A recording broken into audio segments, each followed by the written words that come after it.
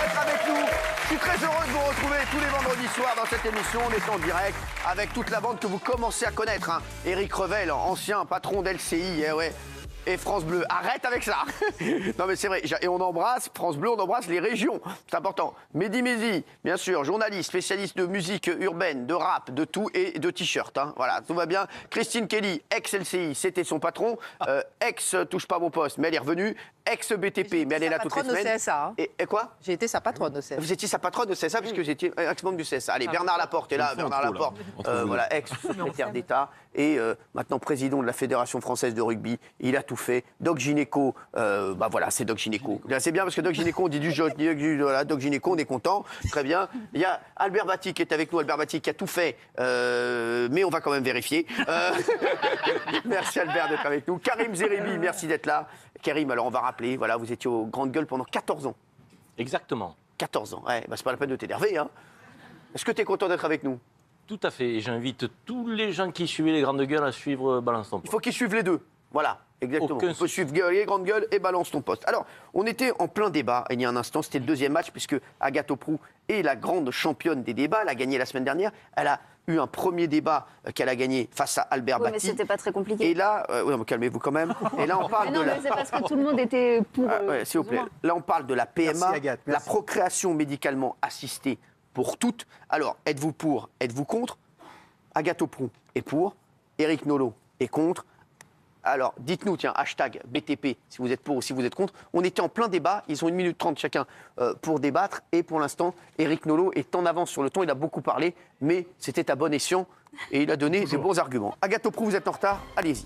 Oui, donc non seulement donc vous laissez de côté les couples de femmes qui ont ce désir d'enfant, mais également les femmes célibataires qui n'ont pas non plus de recours. Et donc quand je vous ai demandé quels sont les recours donc pour ces gens-là qui sont laissés de côté dans ce débat-là, vous me répondez l'adoption. Je réponds l'adoption, par exemple, et surtout, je mets en avant le fait qu'on ne peut pas opposer l'égalité à toutes les situations. Il y a des situations inégalitaires simplement parce que la nature prévoit des différences et donc des inégalités. Ça ne veut pas dire que c'est injuste, ça veut dire que c'est comme ça. Et je trouve ça bizarre de mettre sur le même plan, je répète, c'est l'argument clé à mon avis, un dysfonctionnement et une impossibilité, et de demander à la médecine de remédier au...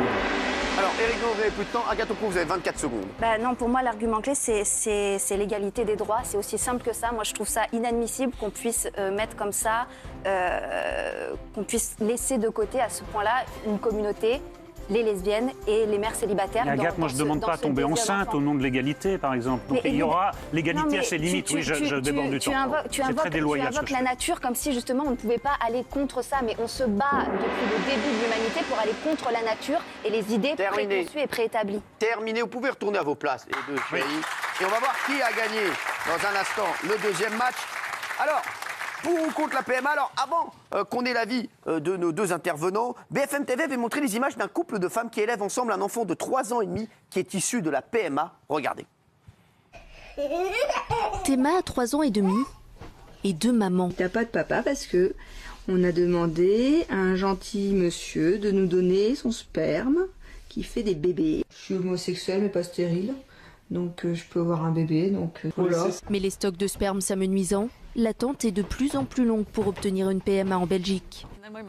Alors Anne, vous êtes avec nous, vous vivez à Paris, vous travaillez dans la finance, vous êtes mariée avec votre compagne depuis 2015, vous êtes ravissante, je vous l'ai dit tout à l'heure en loge, et vous êtes maman d'une petite fille de 4 ans issue d'une PMA. Alors, comment ça s'est passé déjà le processus de la PMA? Alors, assez basiquement, on a commencé en France, PMA en France. Enfin, le projet était pour la France au départ. Et ensuite, j'ai eu une opportunité professionnelle pour partir au Luxembourg, travailler et vivre. Et du coup, on a saisi l'opportunité parce que le Luxembourg, c'est un pays où c'est accepté et toléré. C'est ça, au Luxembourg, c'est toléré, oui. Voilà, donc je suis partie là-bas et tout s'est très bien passé pour moi. Et c'est pour ça aussi que je suis ici, pour dire qu'effectivement, quand ça se passe dans de bonnes conditions, qu'on ait un regard bienveillant sur soi, que tout se passe merveilleusement bien. Et je pense que c'est ça que méritent les femmes aussi, qui ont ce désir d'enfant très fort. Alors, quel a été le regard? Moi, j'ai envie de savoir le regard des gens sur votre démarche. Il faut être plus forte. Je sais, qu'un couple hétéro, quand on est lesbienne, quand on entame une PMA, ou pas du tout. Ou bien c'est pareil, ou bien le regard des gens est un peu compliqué. Alors, il est toujours compliqué, bien sûr. Alors, il y a le regard de la famille, déjà. Je viens d'une famille relativement conservatrice. donc catholiques également. Donc le regard n'est pas forcément évident. Mais ensuite, on arrive aussi à se rapprocher de ses amis, qui comptent aussi.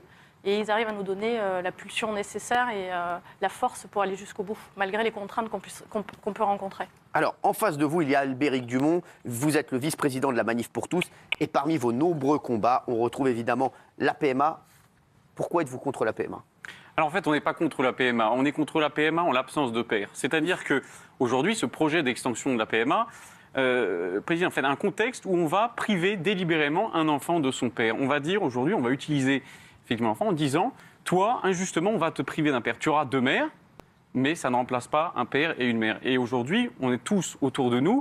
Et je pense que si on pose la question aujourd'hui aux gens dans le public, on a tous des gens qui n'ont pas connu leur père, parce qu'il est décédé, parce que c'est des couples séparés. Et la vie apporte son lot de souffrance.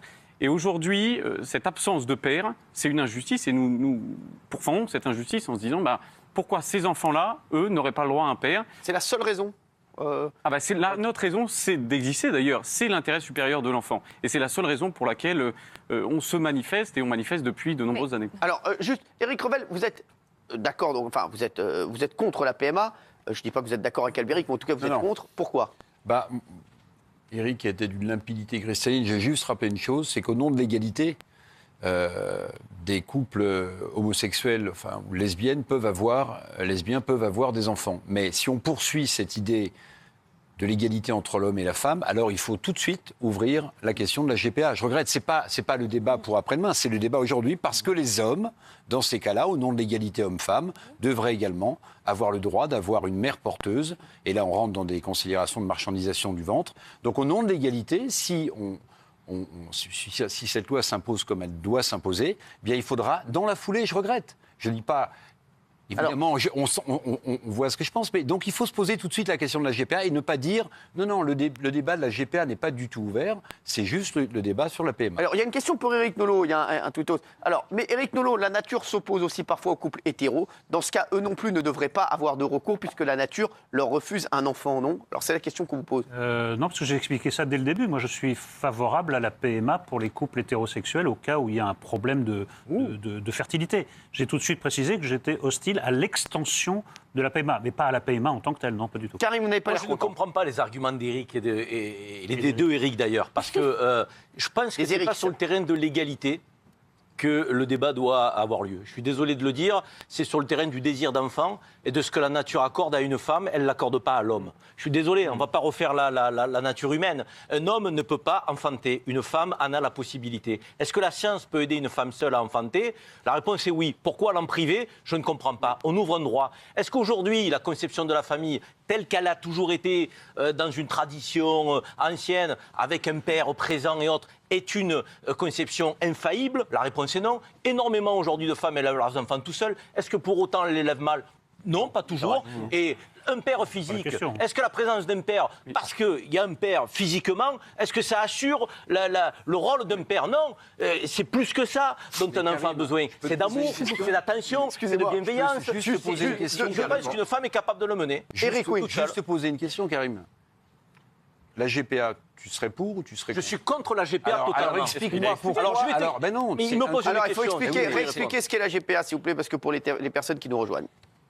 La GPA, c'est se servir du corps d'une femme pour faire un enfant pour un autre couple. C'est ça. Et éventuellement un couple d'homosexuels. Je suis totalement contre. Mais pourquoi ? Parce qu'on commercialise, là pour autant, le ventre d'une femme. Je suis contre la commercialisation. Mais un couple d'hommes devrait, si je suis ton raisonnement, avoir la possibilité d'avoir un enfant. Mais non, parce qu'une femme seule qui a un désir d'enfant, c'est pas pour le mettre à disposition de qui que ce soit, c'est pour l'élever, c'est pour lui donner de l'amour. Oui, mais le désir des hommes d'avoir des enfants dans ce cas-là. Oui. Un homme seul qui aurait le désir d'avoir des enfants. Mais la nature ne lui permet pas. Si vous n'écoutez que la question du désir des adultes, un homme qui veut absolument et qui a le désir aussi profond et respectable soit-il d'avoir un enfant, dans ce cas-là, vous lui accordez d'avoir accès à la gestation. La nature ne lui permet pas à l'homme. À deux femmes ensemble non plus, monsieur. À deux femmes ensemble non plus. Mais c'est moins Juste 2 petites secondes, parce qu'il y a Doc Gynéco qui se retourne depuis tout à l'heure. Ils disent pourquoi ils font un débat pour ou contre le PMU. Non.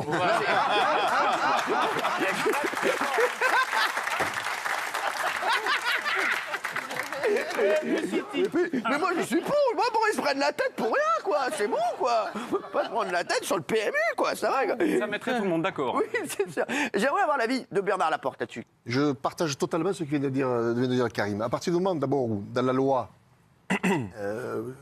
sur le mariage pour tous, on a dit 2 femmes peuvent adopter un enfant, comme 2 hommes peuvent adopter un enfant, il faut du bon sens. Ça veut dire que ce couple-là, à ce moment-là, il a le droit, lui aussi, ces 2 femmes ont le droit de dire « je veux un enfant ». Médicalement assisté. Bernard, il faut arrêter avec le droit, là. Alors, mais si, Eric, mais si. Parce qu'après, Eric, tu dis la nature. Indéfinie Eric, tu disais droit. la nature ne permet pas les choses. Oui. Oui, mais non, mais je réponds, monsieur, mais 2 hommes ne peuvent pas avoir un enfant. Voilà. Il faut donc y remédier. Et quand un couple ne peut pas en avoir, c'est naturel, malheureusement. Non mais Bernard, on est d'accord. Quand un couple ne peut pas avoir d'enfant, c'est naturel. Alors pourquoi on autoriserait à ce qu'il y en ait un? J'observe. Non, la nature a fait que, malheureusement, il y a infertilité et ils ne peuvent pas avoir d'enfant. C'est la nature, comme tu dis. Et tu autorises. Un dysfonctionnement. Oui, non, c'est la nature, c'est comme ça. Un dysfonctionnement, sur l'habitude, ça marche. Et tu autorises là la PMA. Bernard, c'est pas. J'observe que la plupart des débats se concluent toujours par la même manière, par le désir. J'ai le désir, donc tout doit se plier à mon désir. Non, mais qu'une femme ait un désir, c'est logique. Et j'ai le droit. Maintenant, c'est les martingales. J'ai le désir, j'ai le droit, fin du débat. Ben non, ce sont quand même des débats de société. On ne peut pas tout réduire à des volontés individuelles, à des désirs individuels, voire à des caprices. On a le droit quand même. C'est pas un caprice. Voire à des caprices. On apporte plus. Anne, en quoi ça pénalise la société? C'est ça que je ne comprends pas. En quoi ça pénalise la société? Allez-y, on vous entendez pas, allez-y. Non, je disais juste que c'était pas du tout un caprice. Mais je ne qualifie pas de caprice, je dis voir des caprices. Ça, c'est le prochain stade. Oui, c'est le prochain stade, mais on n'y est pas du tout là. On est sur des projets parentaux qui sont mûris, réfléchis. On ne fait pas ça n'importe comment avec n'importe qui. Surtout, Eric, on a l'impression que tu refuses des avancées. On est en 2018, voilà. j'ai l'impression. Bah oui. Le progrès. Tu dis, voilà, c'est un progrès, donc oui, voilà. pas forcément. Utilisons le progrès la technique. science le permet. La science le permet, donc il faut l'utiliser. Mais s'il y a un désir que la science le permet et que ça apporte un plus dans le bonheur des gens, pourquoi tu veux t'y opposer? Alors, Doc Gynéco, vous voulez réagir? Alors, c'est vrai que Anne. Doc. C'est vrai que je suis plus branché PMU et City. Oui. Mais est-ce que vous donnez priorité aux enfants orphelins? Alors, effectivement, quand on a quand on a approché la PMA, on s'est dit pourquoi la PMA et pourquoi pas un autre biais. Alors il y a la coparentalité, il y a l'adoption, mais aujourd'hui en France, on sait très bien que les enfants adoptables sont très peu nombreux finalement, qu'il y a toujours un lien à la mère, biologique et qui reste quand même très fort. Donc finalement, c'est très compliqué pour nous, c'est très compliqué. On est face à un mur. Et face à un mur, quand on a un désir qui est plus fort que tout, parce que le désir de vouloir porter un enfant, de l'élever, de l'aimer, il nous prend aux tripes. Oui. Alors, seule une femme peut comprendre ça. Peut-être que vous pouvez le comprendre à votre hauteur, mais comprenez que nous, on veut fonder des familles, on veut aimer nos enfants, on veut les porter jusqu'à leur épanouissement. Alors, Albéric, l'adoption est beaucoup plus longue. Albéric, juste, vous êtes le vice-président de la Manif pour tous, je le redis. Pourquoi Anne, par exemple, n'aurait pas le droit pour vous d'avoir un enfant? Mais on n'est pas dans une question de droit et je respecte parfaitement l'histoire d'Anne et je ne suis absolument personne pour me permettre le moindre jugement. J'ai jamais jugé personne jusque-là et c'est pas ce soir que ça va commencer. La question, je pense qu'on peut la résumer en termes de chiffres. Quand on demande aux Français, est-ce que vous êtes favorable à l'extension de la procréation médicalement assistée, une majorité de Français sont pour. En revanche, sondage IFOP de la semaine dernière, quand on demande aux Français, est-ce qu'il faut que l'État garantisse aux enfants nés de PMA le droit d'avoir un père et une mère, 82% des Français sont d'accord avec cette affirmation. Donc en fait, c'est là qu'on se rend compte déjà, beaucoup de Français ne savent pas ce que c'est que la PMA. Et non, parce que quand on leur présente l'argument de l'amour et qu'on leur dit est-ce qu'on peut ouvrir des droits, les Français sont toujours pour ouvrir des droits. En revanche, quand on se rend compte, si vous ne parlez que de droits depuis tout à l'heure, moi je vous parle d'intérêt supérieur de l'enfant.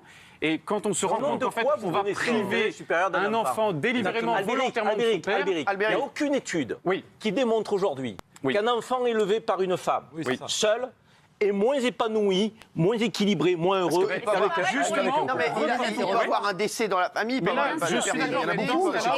Il y a beaucoup de ces cas. Reportons le débat. Quand on aura ces études, appliquons. Il y a un principe de précaution qu'on applique partout. Mais non, mais les études, elles existent déjà. Non, vous pouvez dire qu'il n'y a pas d'études.